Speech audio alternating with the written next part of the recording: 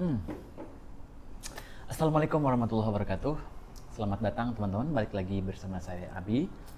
Kali ini di podcast kita kali ini akan ngomongin tentang perjalanan hidup dari seorang teman saya yang udah lama juga belajar kesadaran.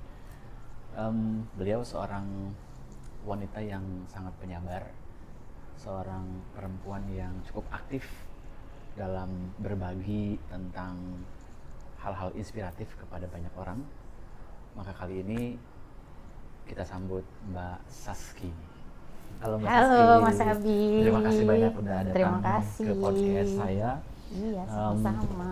Teman-teman semua, Mbak Saski ini adalah seorang praktisi tentang sound healing, di mana beliau belajar sound healing untuk membantu teman-teman yang membutuhkan healing.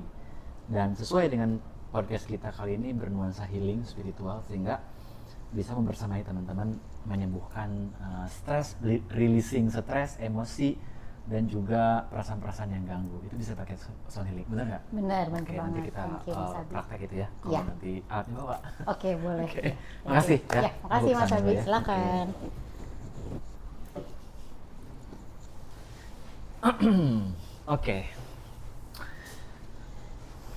Oke, terima kasih Mbak Saski udah mau hadir dan berkenan untuk ngobrol-ngobrol ringan ya. Iya. Jadi di podcast kita ini kan ingin berbagi tentang hal-hal yang berkaitan dengan healing atau spiritualitas yang ringan-ringan gitu.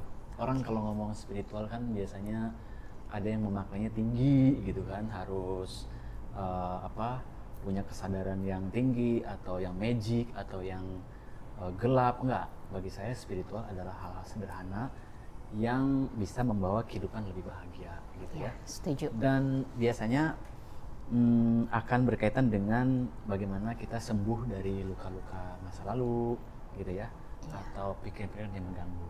Nah, itu topik yang mau kita coba obrolkan. Oke. Tapi sebelum ke situ, boleh dong perkenalin diri, mungkin teman-teman belum tahu atau belum kenal dengan Mbak Saski.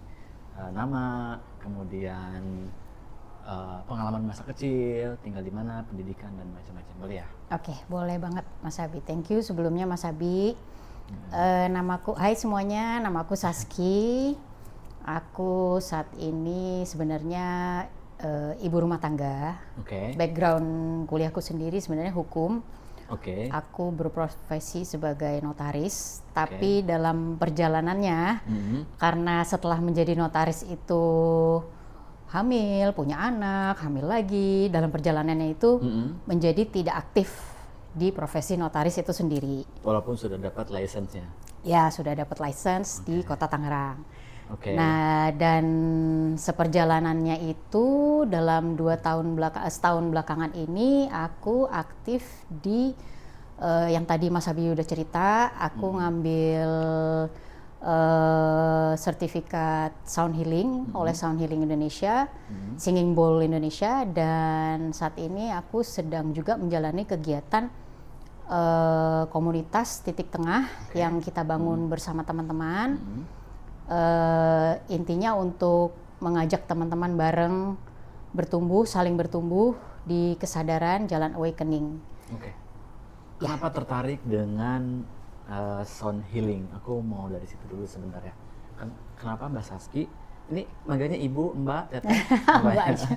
Mbak aja Mas Abi, kayak Mbak biasa ya? aja Iya. ya. Mbak Saski kan kelihatannya usianya masih muda gitu ya. Jadi kayaknya dipanggilnya Neng harusnya ya. Boleh, bebas. Awet muda ya. Mbak Amin. Saski, kenapa Ya. tertarik dengan sound healing Mbak Saski? Walaupun saya tahu ini lagi happening di zaman sekarang itu, sound healing. Iya. Kayaknya di zaman saya dulu SMA gitu, kayaknya mungkin karena belum kenal kali ya. Saya baru-baru ini juga kenal dengan sound healing. Gitu. Oh, oke. Kenapa? Jadi awal pertama aku tahu sound healing itu adalah ketika teman olahraga bareng Animal Flow ya. Kebetulan aku ikut komunitas Animal Flow. Di situ ada namanya Ci Juli, itu yang mengenalkan aku pertama ke sound healing. Nah, Dia ngantongin aku pakai Tibetan bowl itu. Di situ pertama kalinya aku ngerasa getaran dari singing bowl itu kok membuat aku ada rasa kayak energi ya, bergetar tubuhku tuh shaking, merespon sound healing itu. Mhm. Dan malamnya aku langsung tidur nyenyak, Oke. deep sleep Jadi 7 jam. setelah dengerin sound healing, Ya, siangnya, Ya. malamnya tidurnya aku deep nyenyak. sleep, nyenyak. Berarti Dan sebelumnya nggak tidur nyenyak. sebelumnya sebenarnya aku selalu tidur nyenyak, Oke. cuma nggak pernah bermasalah sih dengan Iya, tidur. iya, iya, Ya iya. benar-benar.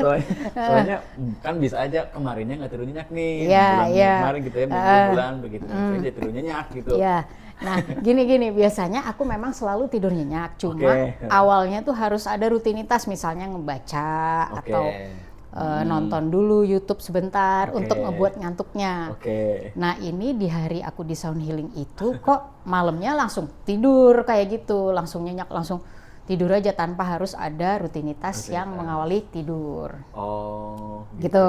Dan terus? Nah setelah itu tuh aku kayak terngiang-ngiang, keinget-inget terus mengenai si getaran singing bowl ini gitu. Kayaknya aku ngerasa selain diriku shaking itu kok kayak aku ngerasanya tuh enak gitu loh.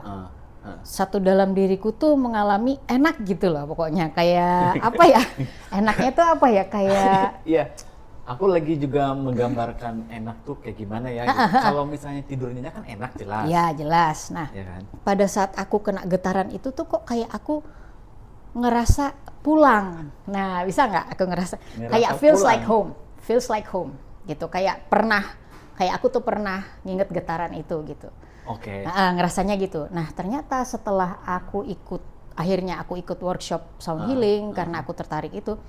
Ternyata sound healing singing bowl itu adalah membawa gelombang otak kita ke gelombang otak theta, di mana gelombang otak theta itu gelombang otak yang tenang. Dia yang state-nya tuh tenang, nggak ada pikiran, nggak ada berisik, nggak ada apa. Nah di saat kita tenang itulah tubuh kita percaya dan tubuh kita akan self healing sendiri. Oh, Gitu. oke, Itu oke, makanya oke. mungkin kenapa aku ngerasa feels like home di saat aku gelombangnya theta itu tenang. Gitu. Itu lewat pengalaman sound healing itu. Iya, yang aku akhirnya alamin malah pengen sendiri. belajar ya Iya, betul. ke Cijuli itu ya. Iya. Oke, ngomong-ngomong tentang tadi ada kayak apa? Getaran gitu. Ya. Getaran ke bodinya shaking, lalu kemudian gimana body yang shaking kok bisa membawa kepada yang tenang? Kalau getarannya, kalau badannya bergetar kan harusnya kan kayak nggak tenang gitu loh. Iya, Getaran ini kok getar. jadi kayak tenang gitu, itu gimana? Boleh dijelasin nggak sedikit? Nah, kalau getar kan aku juga pernah ya ngalamin suatu peristiwa yang kita deg-degan antara kita mau marah atau misalnya mau naik ke panggung kalau aku ya. Iya. Mau naik ke panggung gitu. Itu kan kita juga deg-degan dan getar, gemeter yang karena anxiety kan. Karena sesuatu yang kita tegang. Nah, kalau yang aku rasain di singing bowl itu adalah getaran yang tanpa dibuat. Dia otomatis refleks. Jadi dia adalah respon tubuh sendiri. Jadi tubuh kita ini sendiri berdasarkan kalau aku ikut kelas workshopnya Pak Gobin Vasdev yang TRE, itu tubuh ini punya intelligence sendiri. Ketika dia mengalami suatu ketenangan, dia bisa shaking sendiri atau dia bisa diam atau goyang. Nah, jadi shakingnya tubuh pada saat aku dengerin singing bowl itu adalah respon tubuh yang justru di dalam batin kita itu lagi tenang banget. Oke. Gitu. Tapi kayak gitu. gimana kalau orang-orang yang kalau dia diperdengarkan singing bowl malah tidur? Ada juga temanku itu langsung ngantuk. Nah itu malah bagus ya, kan tujuannya supaya dia self healing gitu. Nah, jadi kalau misalnya dia langsung tidur, itu malah bagus. Dia respon tubuhnya langsung merespon yang ke arah tidur. Berarti tubuhnya perlu tidur. Perlu tidur ya? Yes. Ngomong-ngomong tentang self healing tadi disebut berulang kali, ya kan? Ya. Kalau ngomongin healing kan berarti ada sesuatu yang harus di-heal. Healing kan artinya penyembuhan ya. Penyembuhan berarti yang disembuhkan, yang bisa disembuhkan oleh sound healing ini apa? Sebenarnya nggak ada penelitian khusus ya apa yang disembuhkan oleh si singing bowl ini melalui sound healing. Tapi selama ini yang sudah ikut sound healing atau singing bowl itu mengalami salah satunya testimoninya ya. Testimoninya itu mengalami salah satunya tidur cepat, terus yang punya GERD-nya berkurang, yang punya asmanya jadi berkurang. Nah, kalau penelitian untuk medisnya sendiri sih tidak ada dari sound healing bisa nyembuhin ini gitu. Karena memang ternyata yang menyembuhkan adalah tubuh sendiri gitu. Jadi dia memang tugasnya membawa kita ke gelombang otak yang tenang aja gitu. Tapi dari testimoni yang udah banyak yang ikut itu mengalami penyembuhan dari penyakit-penyakitnya itu yang darah tinggi jadi normal, GERD jadi normal gitu, mengalami progres lah gitu. Itu cukup sekali apa harus berkali-kali? Nah itu jadi macam-macam, ada yang melalui namanya cakra, nanti cakra yang di singing bowlin. Ada juga yang titik meridian, titik-titik pusat yang kalau kita akupunktur itu lengkap, itu bisa juga di singing bowlin. Nah, kalau mengenai rutinitasnya tergantung body masing-masing ya, karena kan kita balik lagi ke badan sendiri. Listen to your body. Tiap badan itu nggak sama sih. Gitu. Nah, terus kalau misalnya tadi Mbak Saski bilang ada yang bisa, memang ada beberapa testimoni yang sembuh ya dari mungkin beberapa penyakit fisik gitu ya. Ya. Ngomongin tentang sakit atau yang bisa disembuhkan, kan dalam perjalanan Mbak Saski mungkin pernah nggak kalau kita balik nih ke masa kecil gitu ya, pernah ngalamin sakit nggak? Kan kita tidak selamanya sehat ya, betul. baik fisik maupun ruhani ataupun jasmani. Dalam perjalanan Mbak Saski ke belakang, pernah ngalamin trauma mungkin atau sakit gitu? Kalau kembali ke masa kecil, trauma pasti ada ya. Kalau masa kecil itu yang paling aku inget trauma adalah mengenai nilai ulangan. Nilai ulangan? Nah, kalau zaman dulu nih, nggak tahu Mas Abi pernah ngalamin atau enggak. Kalau kita ulangan, nilainya dapat di bawah 60, itu 60. Disebutnya nilai merah. Merah. Nah, ditulisin pakai pulpen merah. Ya, pakai pulpen merah dilingkarin gede gitu di ujung kanan.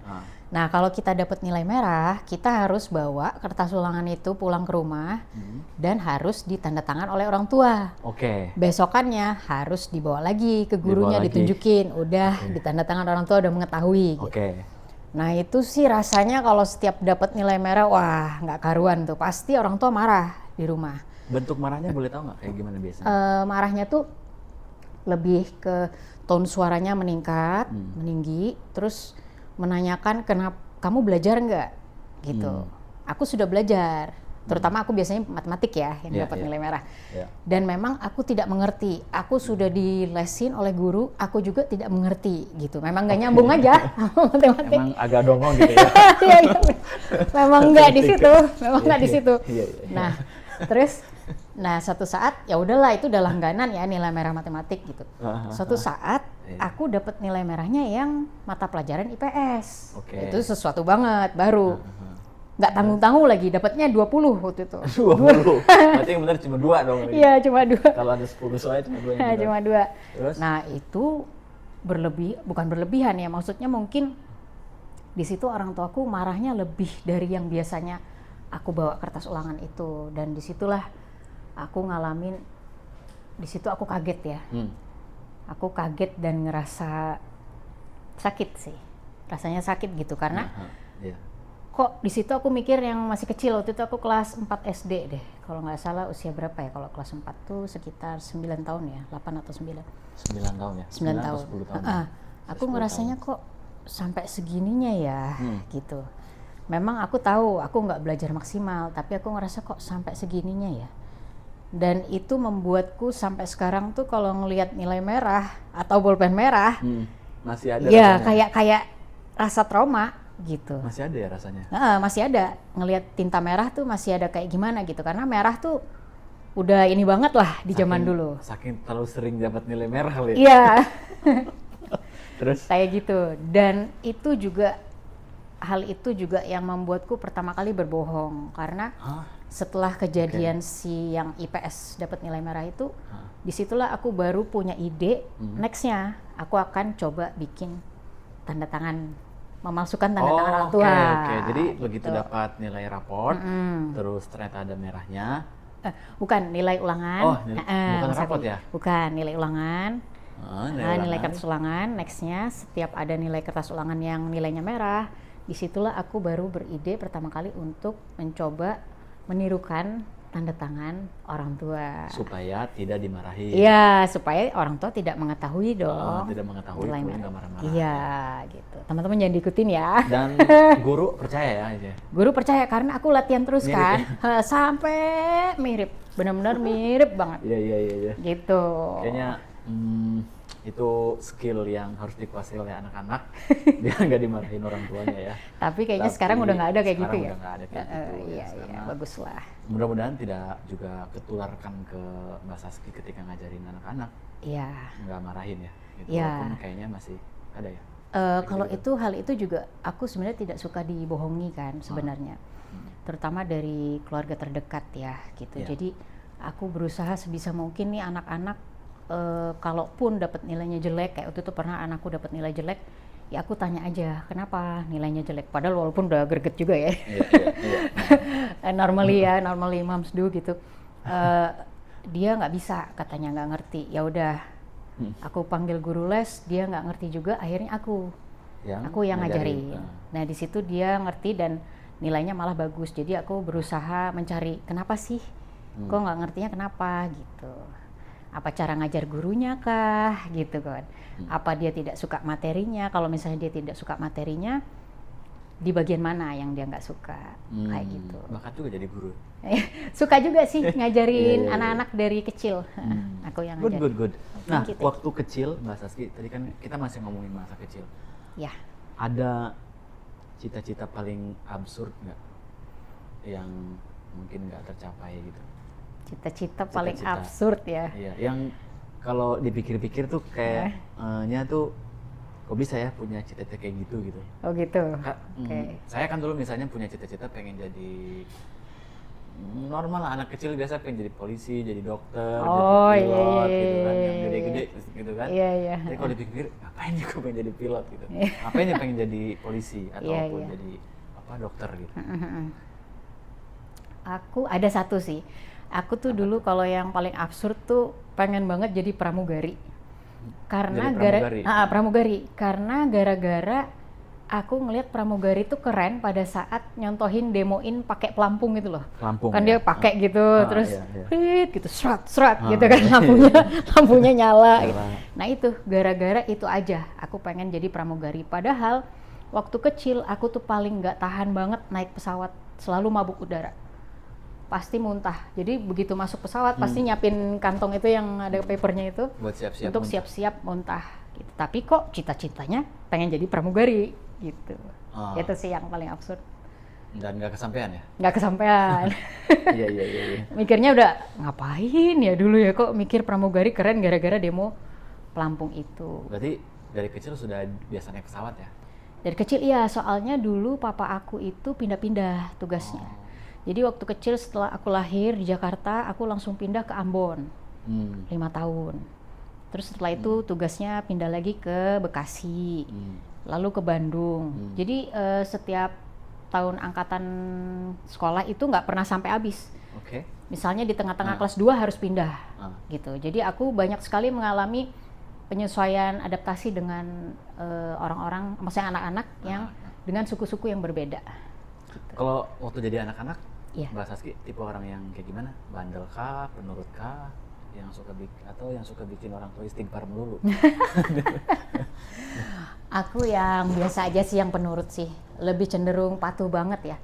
Aku tuh dulu kan papa kerja, terus mama juga mendampingi di Dharma Wanita. Kalau dulu kan ada organisasi Dharma Wanita. Jadi ketika mama sedang berorganisasi, aku ya mengambil alih peran itu, jagain adik gitu. Udah kayak inisiatif aja gitu. Dan patuh sih, udah tahu banget jam belajarnya kapan, jam mandi kapan, jam makan kapan gitu. Udah Teratur ya? Teratur banget. Berapa bersaudara sih? Berdua, aku sama adikku laki. Oh, berdua. Yes. Oke. Bapak dulu sebagai apa? Papa Jabatannya? dulu kerja di BUMN, PLN, terus mama sih nggak kerja tapi ya itu mendampingi papa aja kalau lagi ada perlu ke kantor. Nah, pada saat jadi anak-anak, eh, punya pengalaman yang trauma nggak? Trauma Selain selain yang itu ya? selain yang itu. Kalau itu kan mungkin ada ya dimarahin, Ya, itu bikin trauma ternyata ya. Bikin trauma, ya bikin trauma. Kan ada orang yang cuma bikin sakit hati doang gitu misalkan, tapi nggak sampai ke level trauma. Oh, Kan ada perbedaan ya antara cuma sakit hati doang ya dan trauma sampai kan trauma jauh ya. lebih dalam. Aku waktu kecil inget banget pengalamanku waktu tinggal di Pekanbaru pada satu malam mau Idul Fitri. Oke. Adikku masih usia sekitar 4 tahun. Nah itu Iya. memang aku berteman ya dengan kompleks ya teman-teman geng kampung gitu ya. Nah, Iya, iya. nah itu di malam itu karena semuanya keluar, ada yang takbiran, ngeliat kembang api segala macem. Ada salah satu temanku sendiri nih, sebenarnya sahabatku. Dia mundur, nggak sengaja nabrak adikku. Oke. Adikku jatuh, kena batu, kepalanya di sini bocor, berdarah lah itu. Aku lihat banget kejadian itu, aku lihat banget. Tapi di saat itu sahabatku itu tidak ngaku kalau dia yang Dorong.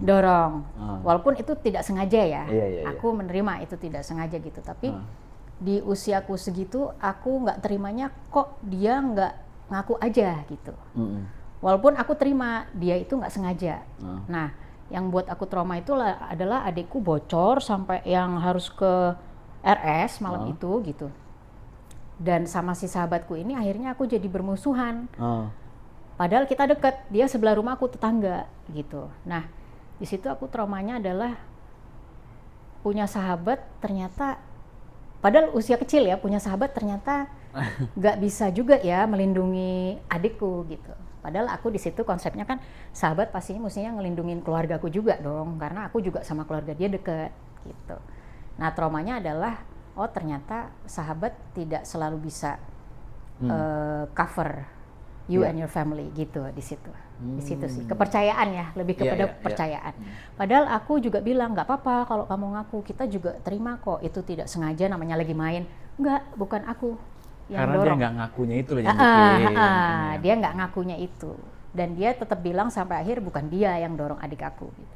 Sampai sekarang berarti udah nggak bersahabat sama dia? Udah nggak, udah kan pindah-pindah juga ya kebetulan iya. ya udah nggak sih, udah itu Keselnya aja sih. masih ada sampai sekarang? Keselnya sih udah nggak ada, keselnya udah nggak ada, tapi traumanya itu di bagian kepercayaan ya, trust.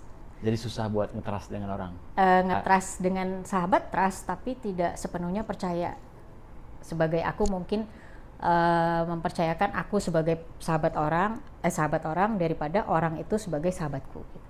Trustnya. Apa efeknya ya kalau misalnya kita kita bersahabat tapi nggak bisa trust 100% gitu ya, efeknya ke dia ya itu urusan lu, urusan gue yang nggak apa gitu. Iya. Efeknya mungkin gini ya, mungkin efeknya ke diri sendiri terutama efeknya ke diri sendiri. Iya kan? Aku nggak bisa 100% percaya pada sahabatku, tapi sahabatku bisa 100% percaya kepadaku. Gitu. Efeknya tuh gitu. Jadi aku nggak bisa trust 100% ke sahabat karena sahabat juga ternyata punya kepentingan sendiri gitu loh. Iya. Ketika dia mengalami satu survive, mungkin harus survive dia di saat itu kan waktu itu.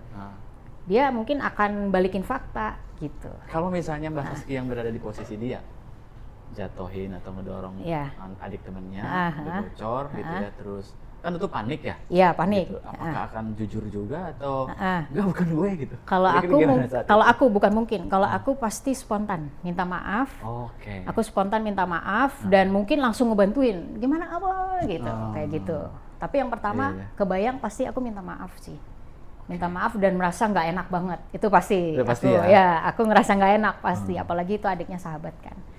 Kayak gitu. Nah kalau misalnya sekarang kemudian ketemu versi Mbak Saski di umur 10 tahun itu, kira-kira akan ngomong apa ke dia supaya pas gedenya nggak kaget ngadepin kehidupan? 10 tahun itu versi diriku ya, yang aku ketemu yang sekarang, terus nanti kalau ketemu lagi versi diri kita yang 10 tahun, itu mau ngomong apa sama dia supaya di kehidupan yang gede ini nggak kaget ngadepin kehidupan? Mungkin ngomong apa ya? Ngomong apa aja? Mungkin aku akan bilang, aku bisa di sini karena kamu pernah bertahan di sana. Kamu akan salah, itu wajar. Dan kesalahan kamu itulah justru yang membuat kamu belajar berdiri. sampai saat ini. Dan kehidupan itu tidak sempurna. Diri juga tidak sempurna, tapi dengan ketidaksempurnaan kamu akan tahu who you really are. So, terima kasih udah selalu bertahan di sana. Oke. Usia 10 tahun ya? Iya. Oke. Jadi memang usia 10 tahun itu anak yang masih perlu disayang ya? Iya. Dan tapi dia harus dikasih tahu di masa depan dia akan banyak ngalamin kesalahan. Yes. Dan itu oke gitu ya? Iya. Tadi bilangnya. Oke, kalau gitu masuk ke usia 20 tahun. Ada pengalaman nggak atau keputusan paling bego gitu, paling brutal yang pernah dibuat atas nama selagi masih muda deh? Oh, Gitu kan? mumpung masih muda gitu ya? Masih muda, tapi ternyata itu keputusan yang mahal banget gitu. Oh gitu ya, oke. Aku itu masuk ke usia 20 justru penuh target sebenarnya. Oke. Orangnya itu udah penuh target. Umur 22 itu aku udah lulus kuliah yang S2 yang notaris tadi. Terus aku udah punya target umur 24 udah harus nikah, umur 25 punya anak, 27 punya anak kedua. Gitu. 22 S2 selesai. 22 S2 selesai. 25 target nikah. 24 25 target nikah. 26 punya 26 anak. udah harus lahir anak. Harus punya anak. Terus 28 harus punya anak kedua. 28 punya anak kedua. Iya, itu. Terus sambil ngejalanin profesi notaris. Oke. Aku itu targetnya. Dan tercapai semua targetnya. Alhamdulillah tercapai semua Tercapai sesuai semua. dengan usianya itu. Oke. Nah, itu kan itu target. Nah, tapi setelah udah melewati 20-an semua itu sampai 30 terus ke sini, kalau ditanya keputusan bego yang paling aku pernah ambil justru ternyata kepatuhan. Maksudnya kepatuhan? Kan aku tuh patuh ya pada aku disiplin, patuh pada semua targetku itu kan. Iya. Nah, aku merasa dengan kepatuhan itu kok aku tidak menjadi versi diriku yang asli gitu. Oke, boleh dijelasin. Jadi dengan kepatuhan itu aku malah dunia menyukai aku. Aku patuh, baik gitu kan. Dunia menyukai aku gitu. Bukan aku nggak bilang kepatuhan nggak baik ya, baik banget, bagus banget gitu. Aku ngerasanya di versi aku ini kok dunia menyukai aku, tapi aku menjalankan yang orang pengen versi terbaik di aku, gitu loh. Jadi aku tidak menjadi versi terbaikku sendiri dengan kepatuhan itu sendiri, gitu loh. Jadi mungkin dengan kepatuhan kan aku jalanin tadi kan sesuai tuh targetnya. Tapi kan itu keinginan sendiri. Ya keinginan sendiri, tapi kan ternyata itu yang telah sudah ditanamkan sebenarnya oleh, ya kan orang tua kan pasti orang tua atau sekitar atau eyang atau keluarga pasti kamu nanti baiknya usia segini tuh pas tuh nikah, itu kan tertanam tuh dari kita kecil kan. Kamu nikah segini nih, jadi nanti usiamu dengan anak jaraknya nggak terlalu jauh. Kamu sama anak temenan, sahabatan. Aku selalu udah menanamkan tuh kayak gitu di dalam pikiranku, tertanam sehingga itu menjadi target hidupku sendiri gitu. Nah, setelah udah menjalani usia 20-an, aku mikir kepatuhan itu membuatku tidak menjadi diriku sendiri gitu loh. Ternyata mungkin aku pengennya di usia 20-an aku mau main dulu misalnya gitu. Bukan main nggak jalanin kuliah apa ya, maksudnya kuliah sambil main. Ini kan aku terpatok target waktu yang 20-an itu. Oh, jadi kayak resiko jadi anak penurut. Resiko dari kepatuhan menurut aku, versi aku adalah tidak menjadi versiku sendiri. Memang dan versi yang sendiri itu adalah yang bebas tadi. Mungkin pengen main dulu, mungkin terus mungkin pengen apa ya, kerja dulu gitu mungkin. Tapi memang tetap pengen menikah, tetap pengen gitu ya, yang tadi anak segala, tapi nanti tidak pure versi aku gitu. Ada tanaman dari my surrounds gitu. Nah, terus dengan kepatuhan juga aku ngerasanya jalan tuh jadi apa ya? Karena selalu menerima instruksi ya. Nggak jalan ke kiri, nggak ke kanan. Aku selalu lurus gitu. Karena instruksinya kan gini, yang bener gini loh, patokannya gini, rulesnya gini, ininya gini gitu loh. Nah itu aku selalu patuh pada itu gitu. Oke.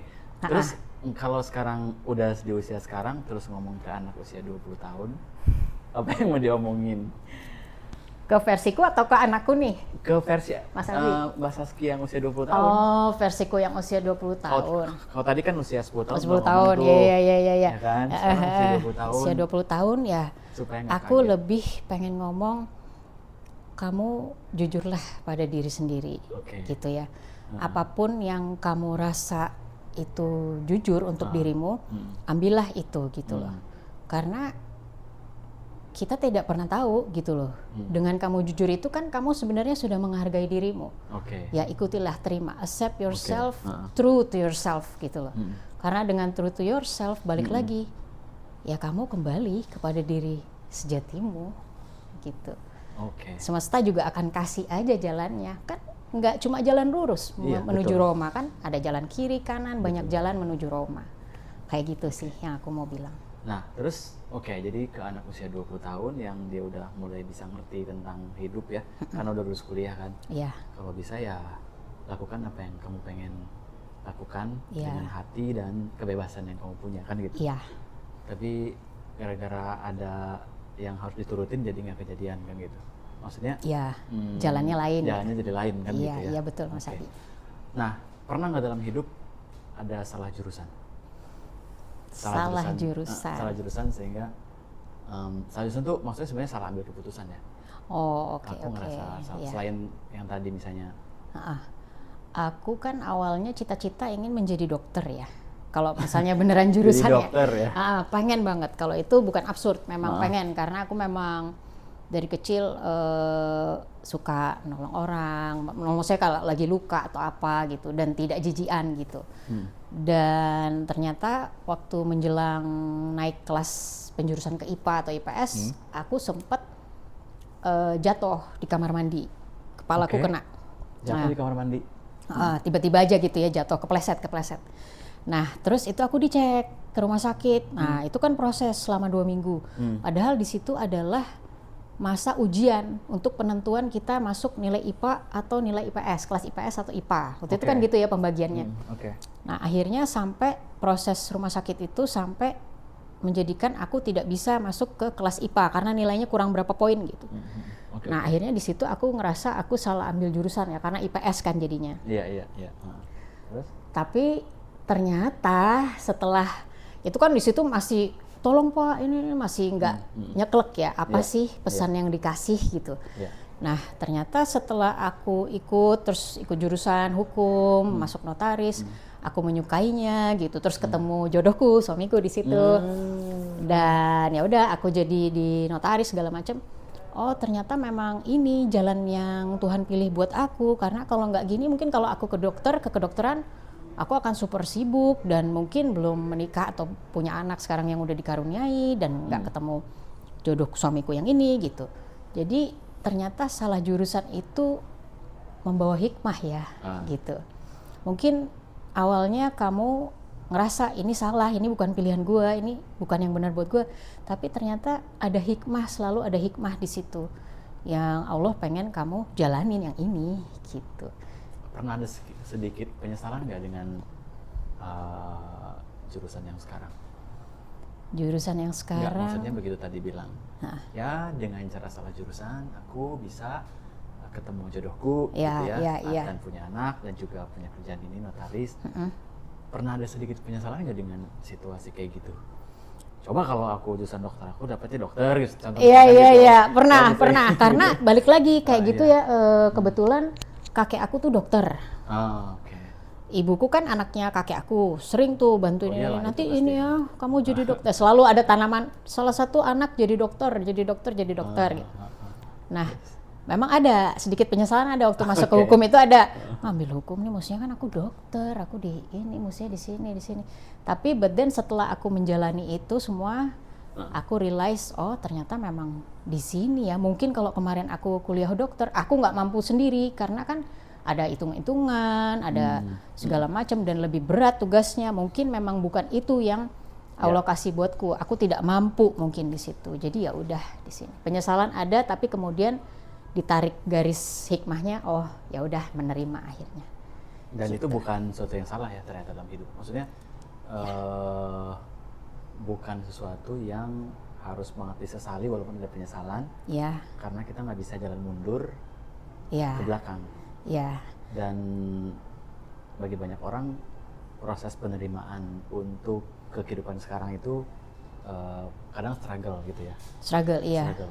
Dan Bagaimana apa namanya, tips ataupun apa ya, mindset yang Mbak Saski punya supaya yang tadi itu dianggap penyesalan tiba-tiba berubah jadi hikmah tuh kayak gimana? mindsetnya. Apa namanya, yang masuk ke dalam kategori thought process gitu. Thought processnya nggak kok, ini yang terbaik dari Tuhan gitu. Untuk sampai ke sana kan Perlu waktu perlu ya. thought process. Thought process, iya. Cara iya. berpikir yang bisa mengubah mindset bahwa ternyata sebenarnya nggak salah gitu. Oke. Yang pertama aku pikir itu adalah waktu ya. Perlu waktu untuk kita menyadari dari si penyesalan ke hikmah. Ya. Nah, di sembari menjalankan waktu itu kita kan pasti menerima sih, lebih kepada menerima ya.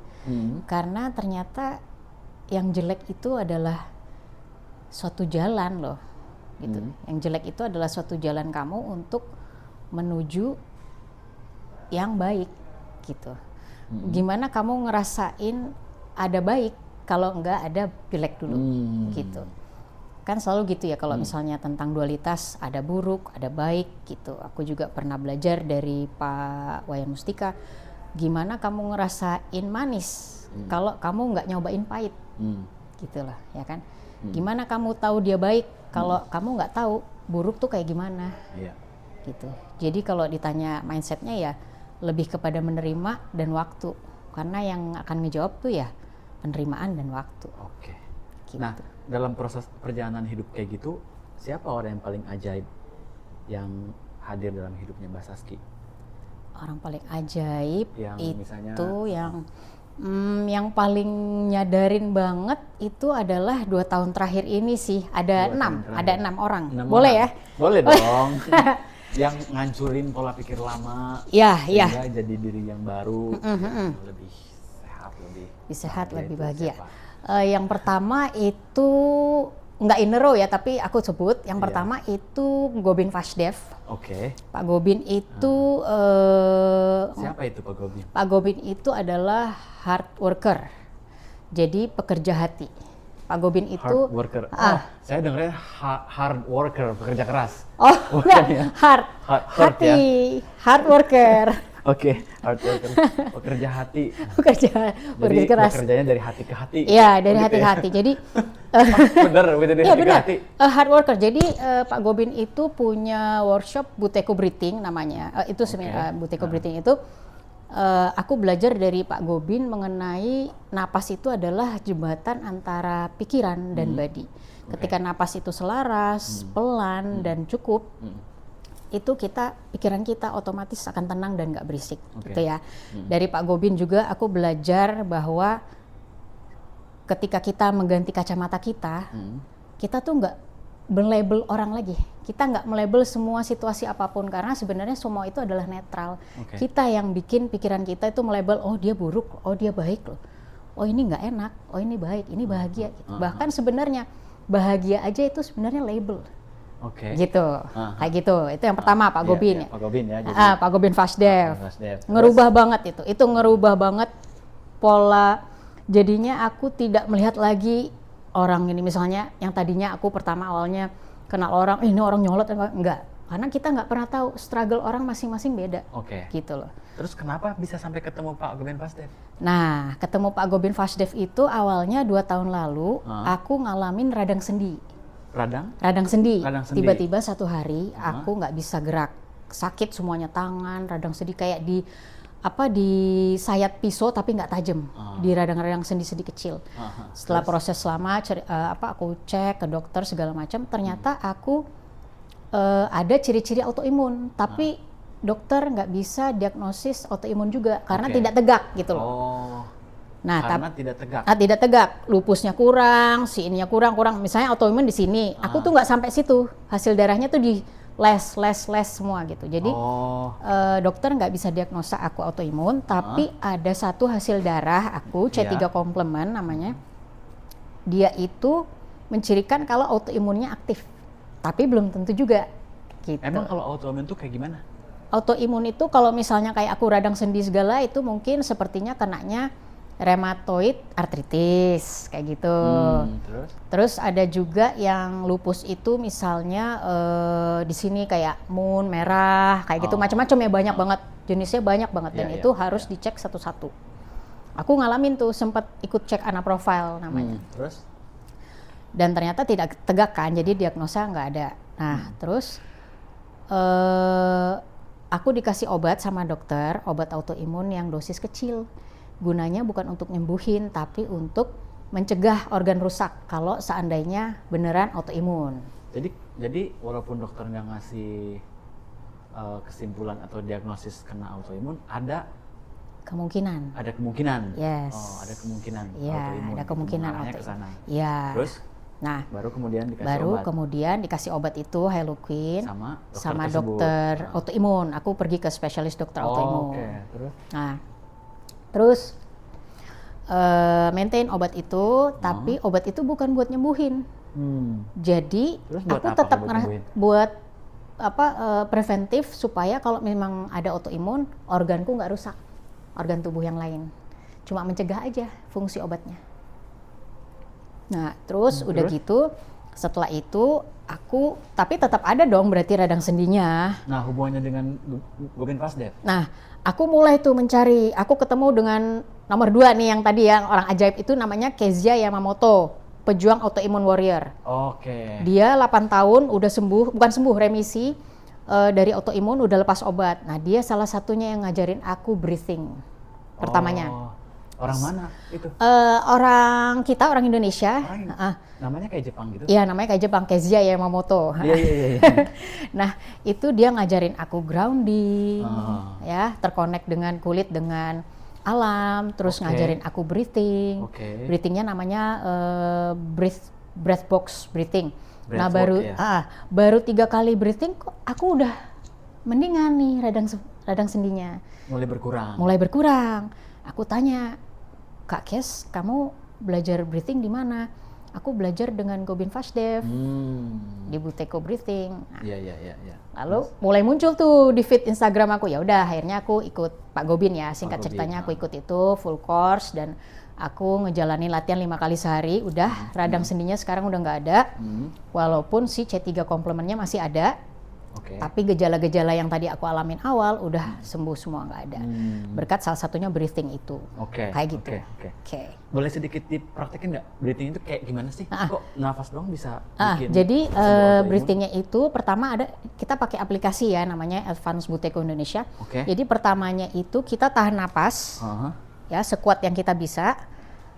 Nah, setelah itu harus tutup hidung supaya nggak bocor. Nah, terus setelah itu lepas. Nah, fungsinya adalah ketika kita tahan napas, oksigen kan mampet semua tuh. Yang keluar kan karbon dioksida semua.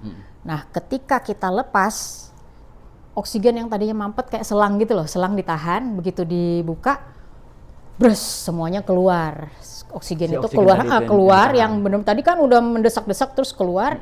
Teriak-teriak, terus keluar. Nah, itu pas keluarnya itu dia akan kena ke seluruh saraf, bahkan yang terhalus, pembuluh darah. Jadi semua oksigen maksimal.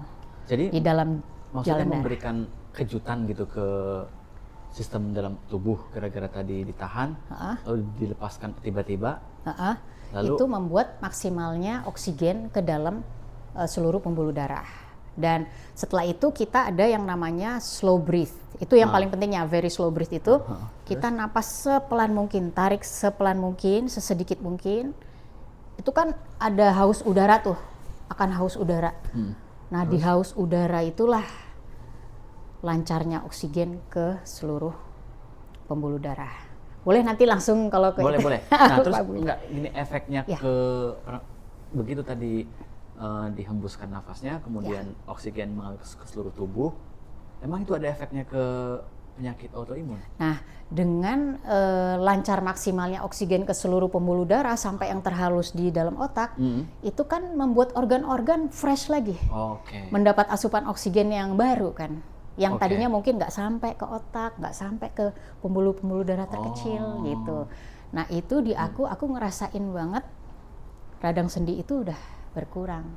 Dan tadinya aku ngalamin tangan kaki dingin, Ya. itu juga udah enggak. Dan itu harus setiap hari dilakukan? Itu aku lakukan tiap hari, sehari 5 kali. Wah, oke. Ya. Memberikan hentakan oksigen itu. Iya, iya. Dan selain itu juga aku ngerasa lebih tenang ya dalam batin. Kalau misalnya ada sih kejadiannya ya tetap marah atau apa, tapi lebih tenang gitu loh. Kalau ngadepin sesuatu, misalnya ada satu berita atau apa, biasanya kan panik atau deg-degan. Ini lebih tenang, di hatinya tuh nggak bergejolak.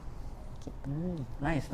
Jadi buat teman-teman yang ya punya sedikit masalah dengan autoimun atau ke daya tahan tubuh ya, itu bisa coba praktekin nih tadi yang Ya, Saski nafas bilang sih sebenarnya. Nah, apa? Untuk semua penyakit juga sih. Lu semua penyakit? Iya, heeh. Jadi satu obat buat semua penyakit? Iya, satu obat tuh sebenarnya napas ya. Nafas ya? Napas itu kan kayak tadi Pak Gobin bilang adalah jembatan antara otak dan tubuh. Jadi ketika dia napasnya slow breathe, tenang, ya udah otomatis otak, pikiran nggak berisik, badan fisik sehat.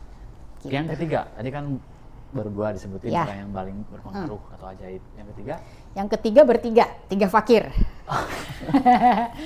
Bang Dame, Mas Sony, dan Kang Abu Marlo. Masing-masing dengan khasnya sendiri ya, udah tahu kalau 3 fakir. Kenapa?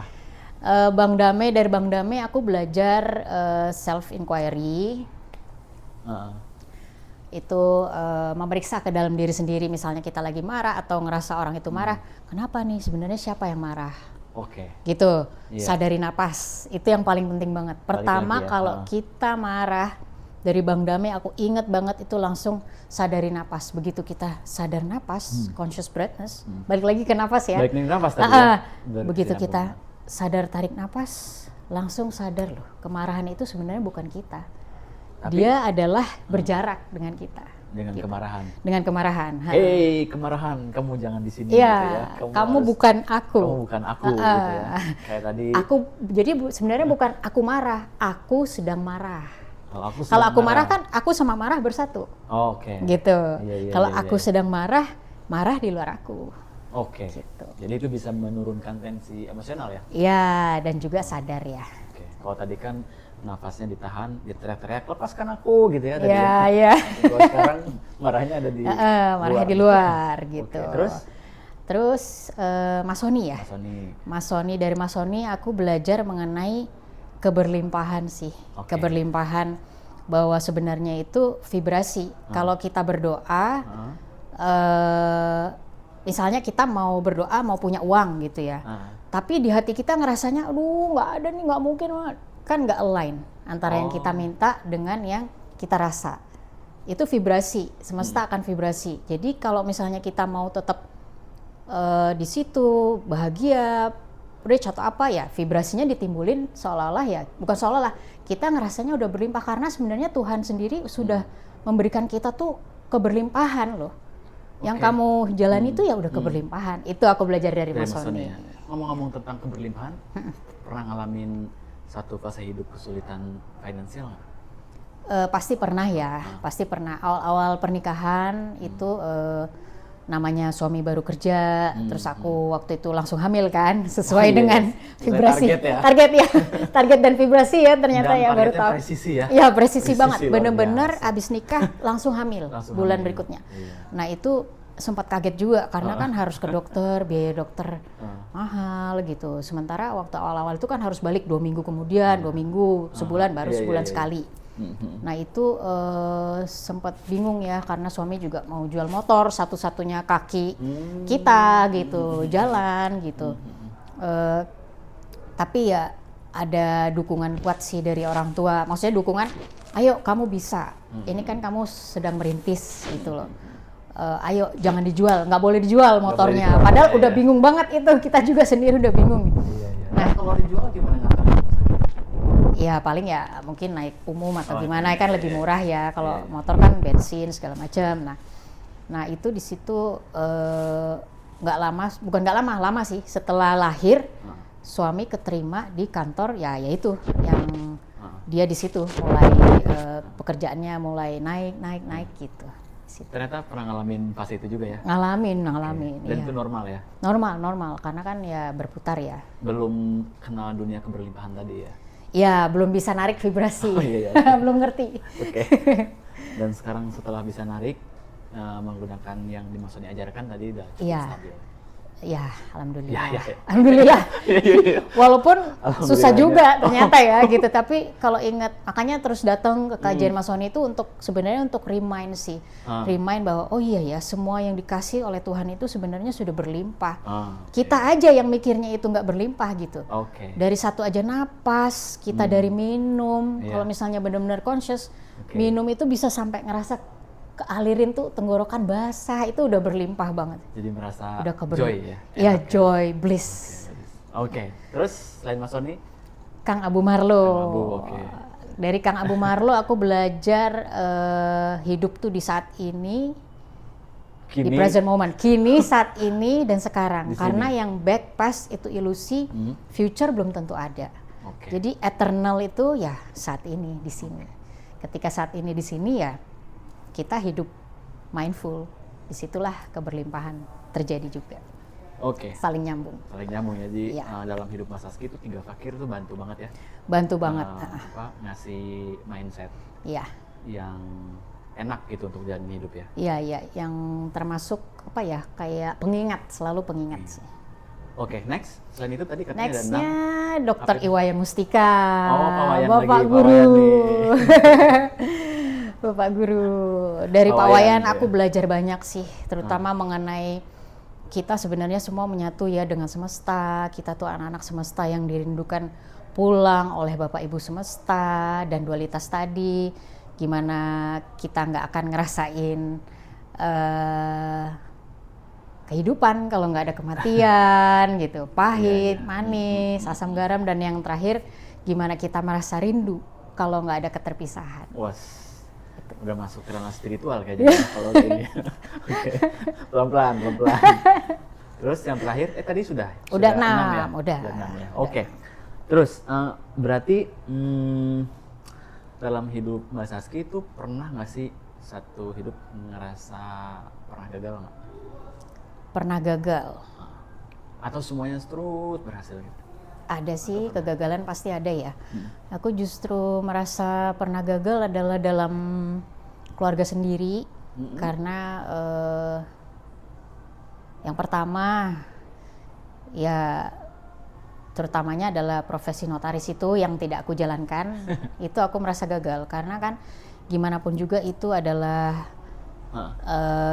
dari orang tua ya. Biaya kuliahnya, terus sampai aku menjadi notaris itu adalah biaya orang tua semua. Dan di situ aku merasa gagal karena tidak menjalankan sesuai apa yang orang tua mungkin cita-citakan gitu. Oke. Nggak cita-citakan jadi notaris ya, cita-citanya kan jadi dokter, tapi kan akhirnya jalannya itu ke notaris. Dan aku tidak menjalankan itu. Jadi seperti aku tidak nunjukin nih loh aku berhasil, aku nggak nunjukin itu. Kenapa harus merasa gagal kalau itu bukan kemauan sendiri? Nah, karena mungkin unsurnya itu dari orang tua ya. Biaya orang tua, susah payah ya kan mengeluarkan biaya untuk kuliah aku dari mulai, bukan hanya kuliah, dari sekolah dong ya. Dari TK sampai tamat kuliah S2. Lah terus mana hasilnya gitu, aku ngerasanya tuh gitu. Itu apakah itu merasa gagal atau merasa bersalah sebetulnya? Merasa Betty ya. Beda tipis ya. Gagal.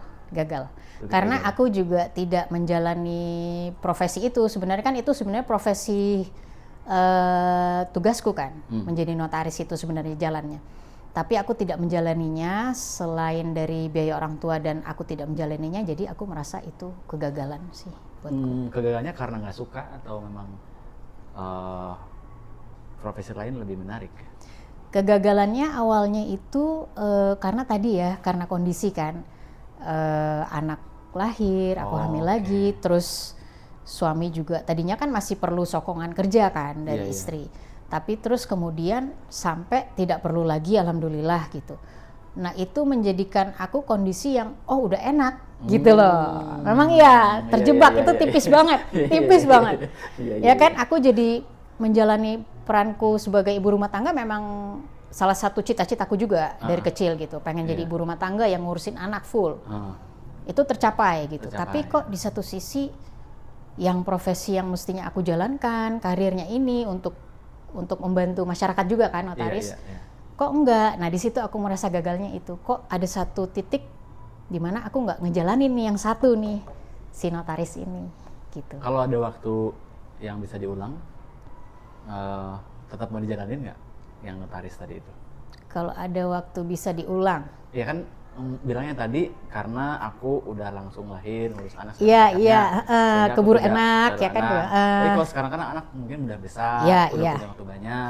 Apakah tetap pengen jadi notaris atau kayaknya udah enggak deh? Nah, gitu? kalau sekarang udah lebih ke enggak, karena aku kan udah nggak ikut ini ya. Kalau notaris itu kan ada updating, refreshment, penyegaran seminar, hukum-hukum yang berubah, aturan-aturan undang-undang yang berubah, itu aku udah nggak ngikutin lagi.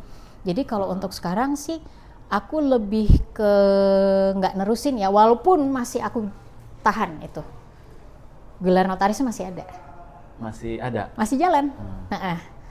Tapi aku untuk saat ini sih enggak ya, aku juga udah lebih nyaman berkegiatan yang sekarang ini. Yang tadi sound yang healing. Sound healing, bareng teman-teman ke jalan kesadaran gitu. Wah, berarti udah ada shifting ya, udah ada. Kadang yang kita pengen di masa lalu belum tentu kita pengen di masa depan kan ya. Itu di usia 30 mungkin atau 25-an kita pengen sesuatu, begitu kesadaran kita bertumbuh, usia kita nambah gitu ya, terus pergaulan kita juga berubah juga tuh, idealismenya itu jadi berubah.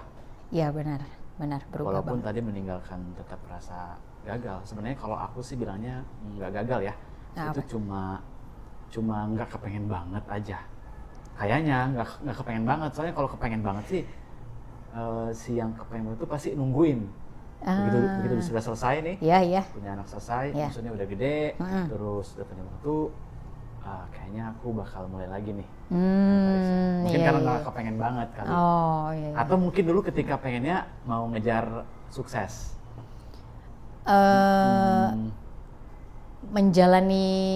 Membantu orangnya mungkin ya. Dan menjalani apa yang udah aku mulai. Aku ingat gitu. Kan aku udah start tuh ambil hukum, ambil notaris. Nah, aku tuh orang yang menjalani apapun yang sudah aku mulai gitu. Tipenya gitu. Ya menyelesaikan. Gitu. Lebih ke situ.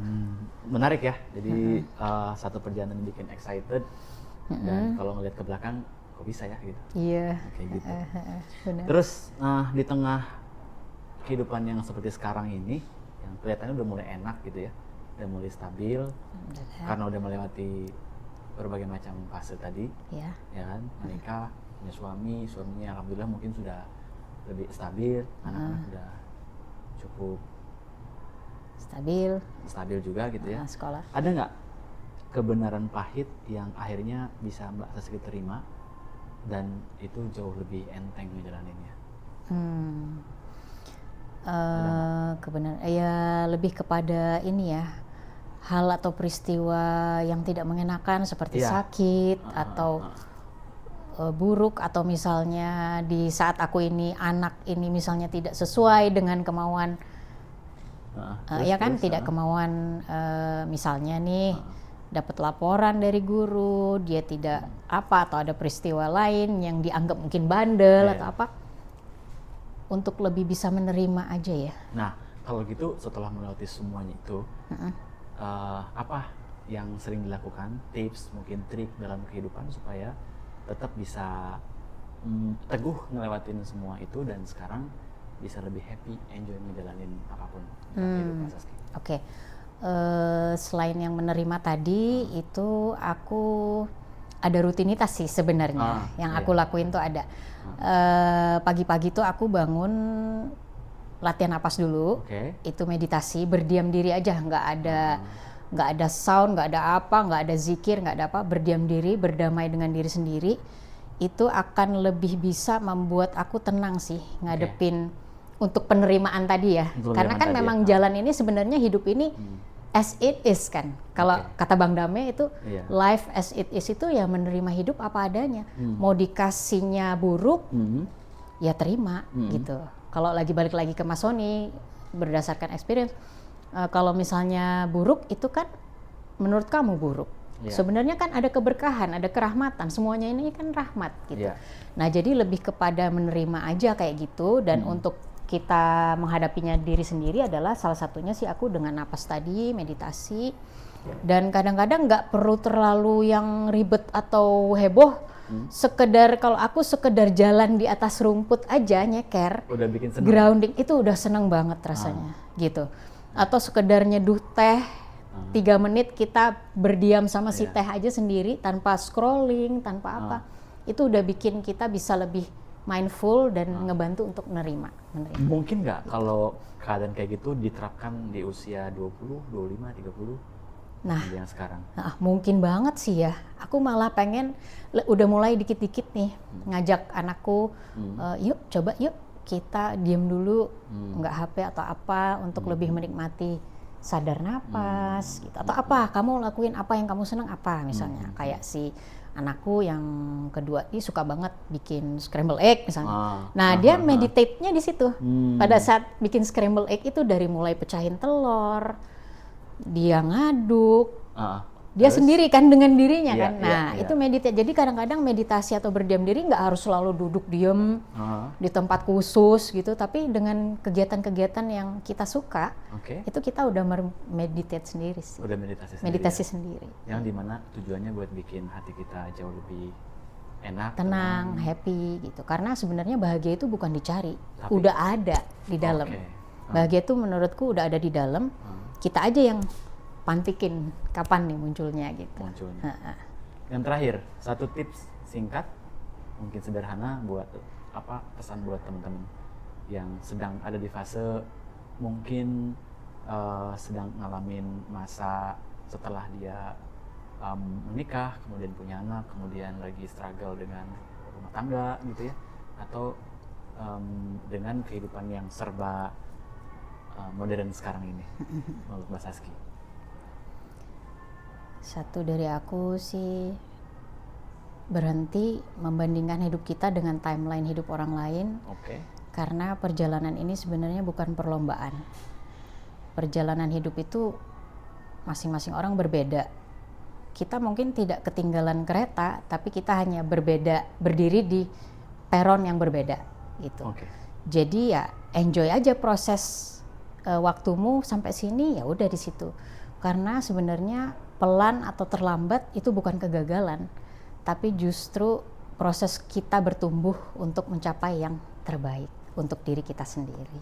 Terakhir, apakah Mbak Saski dengan kehidupan sekarang lebih bahagia? Alhamdulillah ya, bahagia banget.